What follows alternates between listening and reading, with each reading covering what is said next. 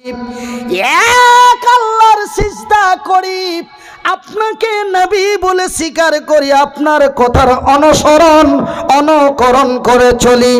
নবী গো, তারপরের তো সিরিয়াল আছে, তারপরের ডিপার্টমেন্টটা কার? নবী বললেন না মঈনুদ্দিনের কথা, নবী বললেন না রইসুদ্দিনের কথা, নবী বললেন না আলাউদ্দিনের কথা, নবী বললেন না মনির উদ্দিনের কথা, নবী বললেন না মুকশেদুর রহমানের কথা, নবী বললেন না ইকরামুলের কথা। আমার রাসূলকে জিজ্ঞাসা করা মতরুই দয়ার হাবিব তার পবিত্র নুরানি মুখ দিয়ে উত্তরের জবাব দিয়ে বললেন কলা উম্মুকা, কলা মানে কাহা, উম্মুন মানে মা। আমার রাসূল দয়ার হাবিব বললেন তোমার মা। তারপরের নাম্বারটা কার? রাসূল পুনরায় বলেন তোমার মা। তারপরের নাম্বারটা কার? নবী পুনরায় বলেন তোমার মা। বন্ধুরা, একবার নয়, দুইবার নয়, তিনবার নবীর মুখ দিয়ে শব্দটি ব্যবহার হলো তোমার মা। ভাই গো, আজকে আমার ডান দিকে, আমার বাম দিকে, আমার সামন দিকে, আমার পিছন দিকে আমার চাইতে অত্যন্ত শিক্ষিত বুদ্ধিজীবী ব্যক্তিরা আছেন। আল্লাহর কোরআন এবং নবীর হাদিসটি রিসার্চ করে দেখবেন, কোনো জায়গায় বাপ শব্দটি আগে ব্যবহার হয় নাই, হয়েছে কিন্তু পরে হয়েছে। আমার আল্লাহ বলেছেন আগে মায়ের কথা, আমার রাসূলও বলেছেন আগে মায়ের কথা। বিশ্বাস করুন আর নাই করুন, আমার আল্লাহর পবিত্র কোরআনটি খুলে দেখুন, মহান আল্লাহ তার নিজের ভাষায় বলেন বিসমিল্লাহির রহমানির রহিম।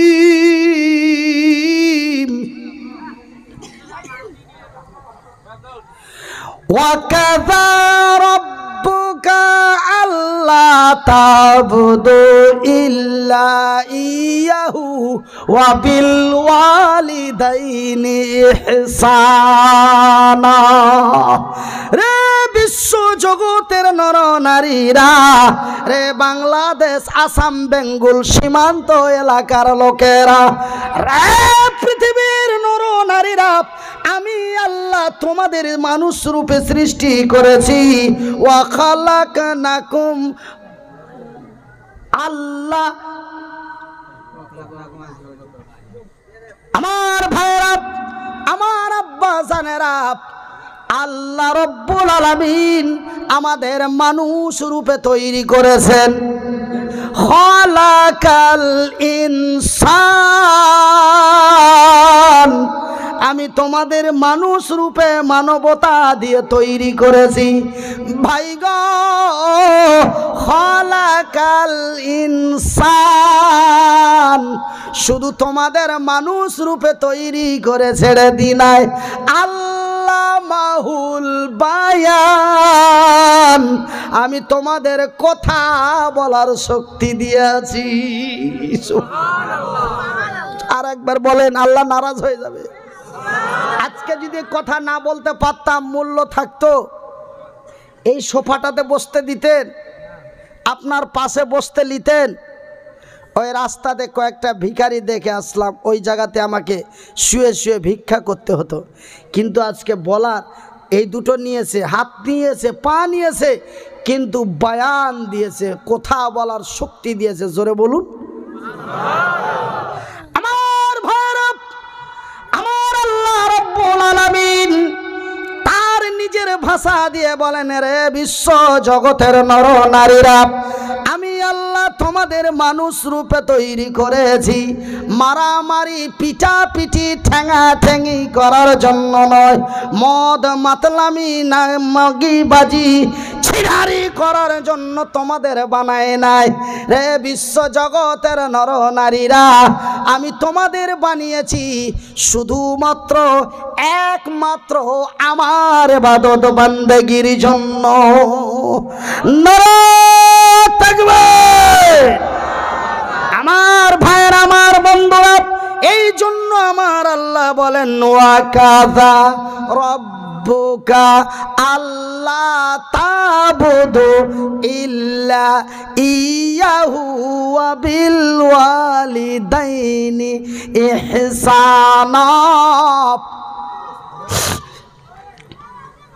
আরে পৃথিবীর নর নারীরা, সর্বপ্রথম তোমরা আমার ইবাদত বান্দেগি করো, আমার সিজদা করো, তারপরে অবিল ওয়ালিদাইনি ইহসানা, তারপরে তোমার মা এবং বাবার প্রতি ইহসান করো। শুধু তাই নয় বন্ধুরে আমার, শুধু তাই নয় আমার আব্বা জানেরা, শুনে যান রাতের বেলা আমি আপনাদের এই তালবিলিমগুলোকে আপনারা বসার জায়গায় কেন দেন?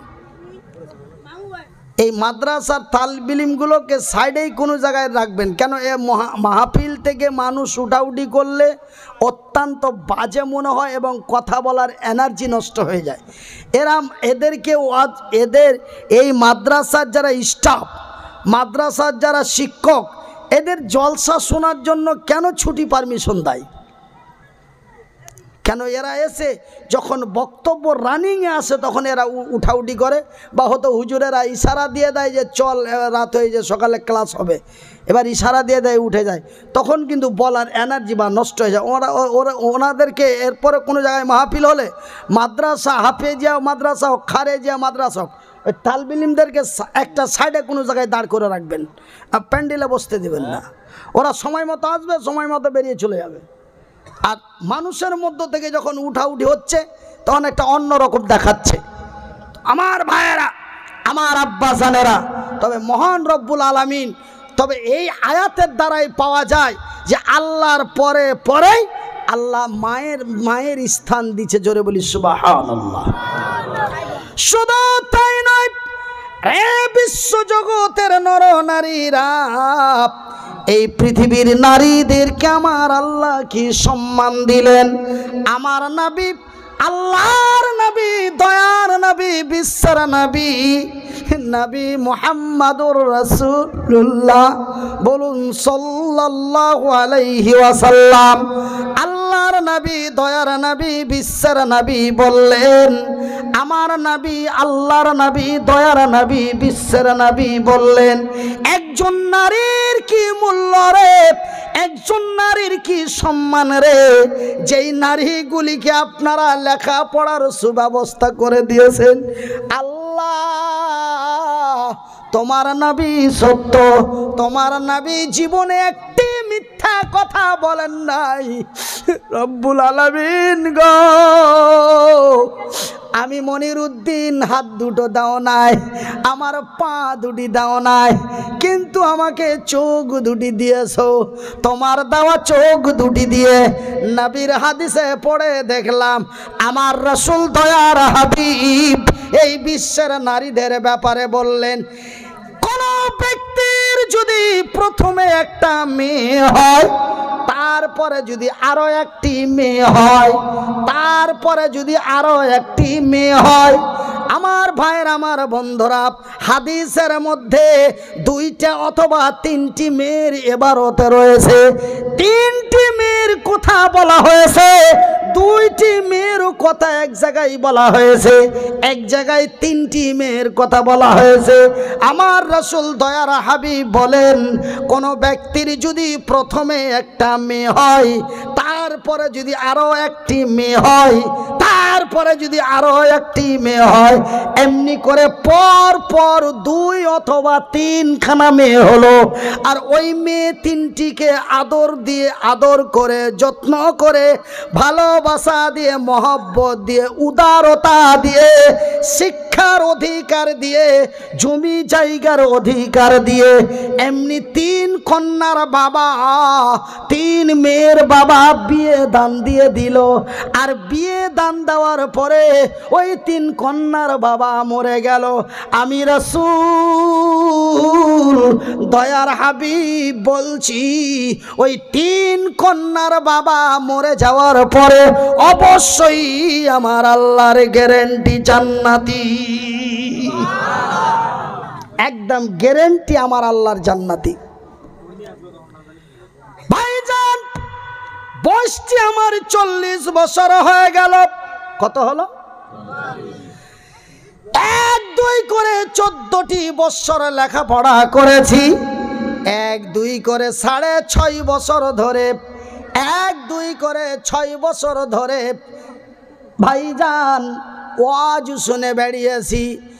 1-2 করে 15 বছর থেকে ওয়াজ করছি। ভাইজান কোনদিন কোনো আলেম মাওলানা মুফতি মুহাদ্দিসিন কোন পীর ওলি আউলিয়া বুজুর্গ দোস্ত কোন শিক্ষিত অশিক্ষিত কোন আলেম জালেম কোরআন এবং নবীর হাদিস তথা হুজুরদের লেখানো বানানো বইয়ের মধ্যে আমি মনিরউদ্দিন এমনটাই শুনলাম না বা পড়ে দেখলাম না। আমার রাসূল দয়ার হাবিব তথা আমার আল্লাহ একটা কথা কোনো জায়গায় ভুল করে বলেছে, কোন ব্যক্তির যদি পর 4টা ছেলে হয়, অন্তত একটা ছেলে হয়, ওই এক ছেলের বাবু জান্নাতি। অবশ্যইটা বাদ দিয়ে দিলাম, সিম্পল জান্নাতি এমন শব্দটা কোনো জায়গায় ব্যবহার হয় নাই।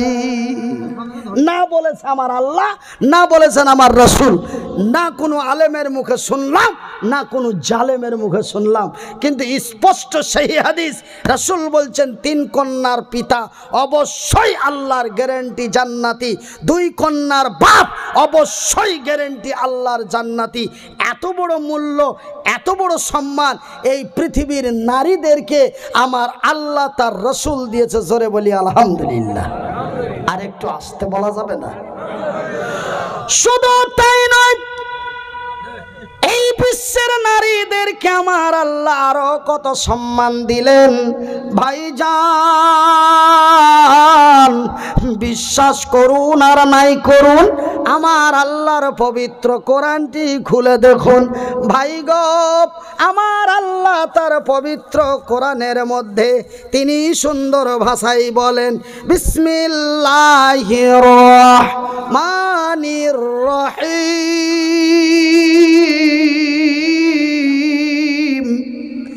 আর-রিজালু কাওয়ামুনা আলান নিসাই বিমা ফাজ্জালাল্লাহু বাযাহুম আলা বাযি ওয়া বিমা আনফাকু মিন আমওয়ালিহিম।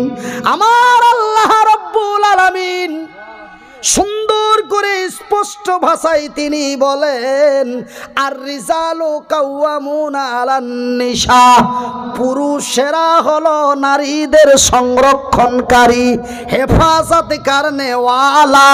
কেন না আমি আল্লাহ, কেন না আমি আল্লাহ, আমি নারীদের চাইতে পুরুষদের শক্তিশালী বানিয়েছি। ভাইজান আমার আব্বা জানেরা, তবে আমার আল্লাহ আমাকে পুরুষ রূপে পুরুষগোতা ক্ষমতা দিয়ে তৈরি করেছেন। আমি এক নারীর পুরুষ রে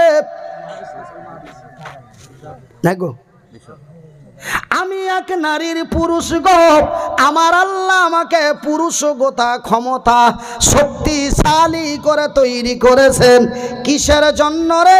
এই জন্য আমি আল্লাহ আয়াতটির ব্যাখ্যা বা তার তর্জমা করছি। এই জন্য আমি আল্লাহ নারীদের চাইতে পুরুষদের শক্তি বেশি দিলাম, জানো না পুরুষেরা ওই সম্মানিত নারীগুলির সম্মানের সুরক্ষা করতে পারে। তারা যেন অর্থ সঞ্চয় করে নিয়েছে, ওই সম্মানিত নারীগুলি সম্মানের সহিত বাড়িতে বসে থাকবে। আর আমার মতো মনিরউদ্দিন, আমার মতো জালালউদ্দিন, আমার মতো তামিজউদ্দিন, আমার মতো তফিজউদ্দিন, আমার মতো মনিরউদ্দিন, আমার মতো মতো নঈমুদ্দিন, আমার মতো শামসুদ্দিন, আমার মতো জামাল উদ্দিন, যেন তারা অর্থ সঞ্চয় করে নিয়েছে ওই সম্মানিত নারীগুলিকে সম্মানের সহিত বাড়িতে বসে বসে খাওয়াইতে পারে। এই জন্য আমি আল্লাহ তোমাদের শক্তিশালী করে বানিয়েছি। আমার ভাইরা, কোথায় কার কথা বলবো বাজান রে, কোথায় কার কথা বলবো আব্বা? দেখেন ঠ্যাং দুটো নাই, হাত দুটো নাই, পা দুটি নেই, হাত দুটি নেই, একা চলতে পারি না এমন ব্যক্তি যদিও হই রে, তবুও আমি একজন নারীর পুরুষ। ভাইজান, আমার বিবি সুন্দরী সাহেবা বাড়িতে নাকে তেল দিয়ে ঘুমাচ্ছে, আর আমি মনিরুদ্দিন চেঁচিয়ে চেঁচিয়ে জামা গেঞ্জি ভিজিয়ে দিলাম। এই মতো পরিশ্রমের পর পরিশ্রম করে যেন অর্থ সঞ্চয় করে নিয়ে যে ওই সম্মানিত নারীটাকে খাওয়াইতে পারি, তার সম্মানের সুরক্ষা করতে পারি। এই জন্য আমার আল্লাহ আমাকে পুরুষ রূপে পুরুষগতা ক্ষমতা দিয়ে তৈরি করলেন।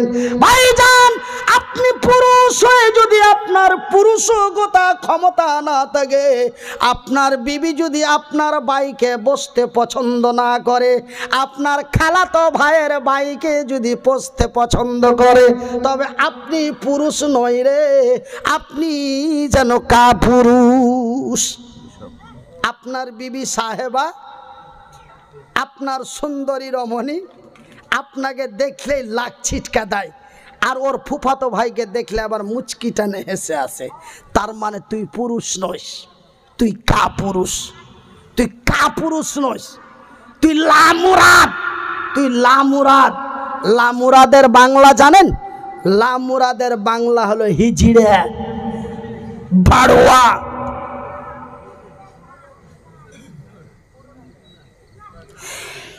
এমন পুরুষ হইয়া যদি তোমার পুরুষগতা ক্ষমতা না থাকে, তুমি যদি এক নারীর সম্মানের সুরক্ষা করতে না পারো, তবে আমার আল্লাহ এবং আমার রাসূল বললেন, রে হিজড়া, রে ভাড়োয়া, রে লামুরাদ, তুই একজন সুন্দরী সম্মানিত নারীকে বিয়ে করে নিয়েছে, তার সম্মানের বেজ্জতি করিস না, খবরদার তুই বিয়ে করিস না।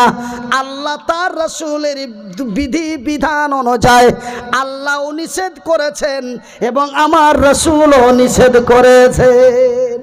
ওই মতো পুরুষদেরকে আল্লাহ এবং তার রাসূল বিয়ে করতে নিষেধ করেছেন। খবরদার বিয়ে করিস না, খবরদার বিয়ে করিস না। যদি তোর পুরুষগতা ক্ষমতা না থাকে, বলবেন হুজুর এটা বানানো কথা বলছেন। বিশ্বাস করুন আর নাই করুন, তিরমিজি আবু দাউদের মধ্যে পাওয়া যায়, এই যেমন এক নওজোয়ান তরুণ যুবক আমার রাসূলের কাছে চলে গেলেন, নবীকে যে বলেন, ইয়া রাসূলুল্লাহ, ইয়া হাবিবাল্লাহ, ওগো আল্লাহর নবী, ওগো দয়ার নবী, ওগো বিশ্বের নবী, আমার আল্লাহ তার রাসূল বলেছেন, রে আল্লাহর বান্দা, একজন ছেলে বা একটা মেয়ে যখন তার পূর্ণ যুবক হয়ে যাবে, যখন তার পূর্ণ যুবতী হয়ে যাবে, রে যুবকের বাবা, রে যুবতীর বাবা, তাড়াতাড়ি ওই যুবক যুবতীর বিয়ে দাও। যুবক রে তাড়াতাড়ি বিয়ে করে নে। ইয়া রাসূলুল্লাহ, ইয়া হাবিবাল্লাহ, ওগো আল্লাহর নবী, দয়ার নবী, আমার আল্লাহ তার রাসূলের কথা অনুযায়ী আমি এক পূর্ণ যুবক হয়ে গেছি, আমার যৌবন এসে গেছে, নবী গো আমার বিয়েটা দিয়ে দেওয়া হোক, আমার বিয়েটা দিয়ে দেওয়া হোক। আমার মাশাল্লাহ মাশাল্লাহ মাশাল্লাহ। হ্যাঁ তেতি ভাই, আপনারা এই কাগজ দেখে গতকালকে আমার যেখানে ওয়াজ ছিল, একজন ব্যক্তি শুধু আমার কানে মুখটা নিয়ে আসলো, দিয়ে বললো যে কি হুজুর এই বিষয় নিয়ে আলোচনা করছেন, ওই বিষয়টা একটু বলবেন। এত বাজে সুরতা, ওরা ভাবলো যে মনে হয় হুজুর চাঁদা করতে বললো। 3.25 ঘন্টা ওয়াজ করলাম, একটা শ্রীগাল বিড়ালের বাচ্চাও নড়ানড়ি করলো না। আর যেমনি ওই ব্যক্তিটা আমার কানে মুখটা দিল, লোক সুসুর করে বের হতে লাগলো। উনি আমাকে কোনো চাঁদা করতে বলেননি, উনি আমাকে আদায় করতে বলেননি, শুধু উনি বলেছিলেন যে আপনি এই বিষয় নিয়ে একটু আলোচনা করবেন। অন্য বিষয় আমি এত উল্টো পাল্টো কথা বলে দিলাম, মানে যদিও হাত পা না থাকে তবুও মগজ আপনাদের সামান আছে, যদিও হাত পা না থাকে বুকটা চেড়ে কলিজাটা বার করুন, আপনাদের চাইতে অন্তত 1 গ্রাম বেশি আছে। 1 গ্রাম যদি বেশি না থাকতো তবে থানার ভিতরে এইভাবে আওয়াজ ছেড়ে কথা বলতে পারতাম না। আজকে ভারতবর্ষে 86টা দুশ্মন, হিন্দু বিরোধী 86টা দুশ্মন, তার মধ্যে আমাকে 1 নম্বর লিস্টে দেওয়া হয়েছে। আপনারা খবরে দেখেছেন, খবরটা যদি খুঁজতে যান এপ্রিল মাসের 23 তারিখের খবরটা খুঁজবেন, চ্যানেলটার নাম হলো ইন্ডিয়া টিভি। 86 জনের মধ্যে 1 নম্বরে আমাকে রেখেছে, 3য় নম্বরে জাজিস আনসারিকে রেখেছে, বর্তমান জেলে আছে। ভাইজান কলিজা আপনাদের চাইতে অন্তত 1 গ্রাম বেশি আছে। আমি রাগ থামতে পারিনি, কালকে অনেক কথা বলে ফেলেছি। আজকে আপনারা এই কাগজটা দেখে উল্টো পাল্টো কিছু মনে করবেন না যে আজকেও নাকি চাঁদা করতে বলল। আমাকে কাগজে কি দিয়েছে আমি ঠিক আপনাদের বলে দেবো, একটু ধৈর্য ধরুন, ধৈর্য হারাবেন না। কেন বর্তমান 2022 সালে আমি দেখলাম যতক্ষণ আলোচনা চলে একজন নড়ে না, আর যখনই একটু মাদ্রাসার দিকে টাচ করা যায়, যখনই একটু মসজিদের দিকে টাচ করা যায়, সাথে সাথে মাহফিল খালি করে ভেঙে দেয়। গজব হবে আল্লাহর, বিশ্বাস করুন।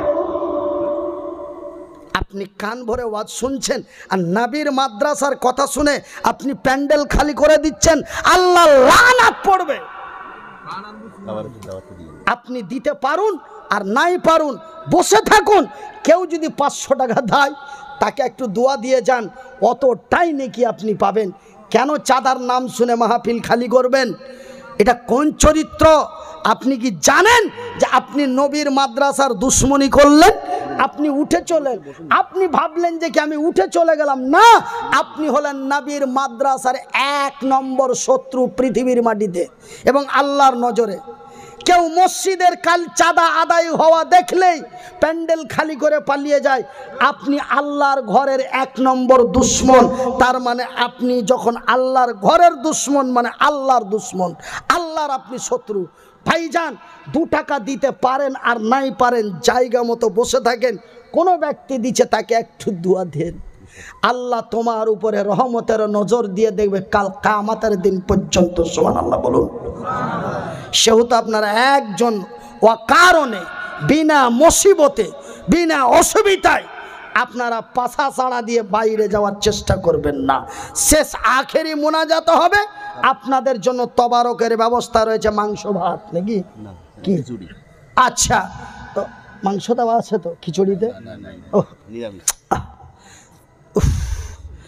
সামনেবার যেন আমরা মাংসর ব্যবস্থা করতে পারি। আল্লাহ তুমি আমাদের এলাকার মানুষের অর্থনৈতিক বাড়িয়ে দাও, জোরে বলি আমিন। যেন আগামী বছর আমরা যেন মাংস দিয়ে খিচুড়ি রান্না করতে পারি। কোন মাংস? এই মাংস, ইনশাল্লাহ বলুন। আল্লাহ আমাদের দেবে, জোরে বলি ইনশাল্লাহ। আপনারা ধৈর্য হারাবেন না, একটু ধৈর্য ধরে বসুন। আমি সেই কথাটাই আপনাদের বলি যে একজন নারীর কত মূল্য, তার সম্মান আল্লাহ দিয়েছে, যে কি তুই যদি নারীর সম্মান মূল্য দিতে না পারিস, খবরদার তুই নারীর পুরুষ হোস না, তুই বিয়ে করিস না। এটা নবীও নিষেধ করছে, আল্লাহও নিষেধ করেছেন, আল্লাহর নবীও নিষেধ করেছেন, আল্লাহও নিষেধ করেছেন, আল্লাহর নবীও নিষেধ করেছেন। তার প্রমাণটা নিয়ে এলেন ভাইজান।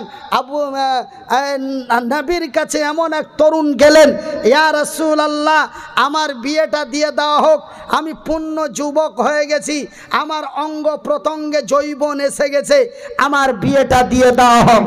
আমার নবী, আল্লাহর নবী, দয়ার নবী, বিশ্বের নবী, নবীদের নবী, নবী কুলের নবী, নবী মুহাম্মদুর রাসূলুল্লাহ, বলুন সাল্লাল্লাহু আলাইহি ওয়াসাল্লাম। আল্লাহর নবী, দয়ার নবী, বিশ্বের নবী বললেন, রে বিশ্ব জগতের নর নারীরা, রে নওজোয়ান আল্লাহর সৈনিক, একজন সম্মানিত মায়ের জাতি এই সম্মানিত নারীকে আপনজন বানাতে গেলে, নিজ বানাতে গেলে, বিবাহ করতে গেলে, নিকাহ করতে গেলে তার কিছু শর্ত আছে। সেই শর্তগুলো যদি তুই পূর্ণ করতে পারিস তবে আমি রাসূল তোর বিয়ে দিতে পারবো, নচেত আমি পারবো না। আমার রাসূল দয়ার হাবিব এই নওজোয়ানকে একটা একটা করে বলা হলো, এই তরুণ যুবককে একটা একটা করে বলা হলো। কিন্তু বাজানে রে, ওই নওজোয়ান তরুণ যুবক কিছু পারবো বলল, কিছু পারবো না বলল, কিছু পারবো বলল, কিছু পারবো না বলল। আমার নবী, আল্লাহর নবী, দয়ার নবী, বিশ্বের নবী বললেন, রে আল্লাহর সৈনিক, রে নবীর সাহাবী, রে আল্লাহর বান্দা, আমি নবী তোর বিয়ে দিতে পারলাম না। শুধু তোর বিয়ে দিতে পারলাম না রে, আমি রাসূল তোকে বিয়ে করে নেওয়ারও পারমিশন দিতে পারলাম না। আমি পারবো না, পারলে তুই করে লেগা, এটাও নবী এই পারমিশনটাও দিলেন না। সুবহানাল্লাহ বলুন, না তো আল্লাহ রাগ হয়ে যাবে। জোরে বলুন, সবাই বলুন। আমার ভাইরা, তবে আমার নবী, আল্লাহর নবী ওই নওজোয়ান তরুণের বিয়ে দিয়ে দিলেন না এবং বিয়ে করার পারমিশনও দিলেন না। ওই নওজোয়ান তরুণ যুবক উল্টো পিঠ দিয়ে হেঁটে গেল। এখান থেকে ওই গেটের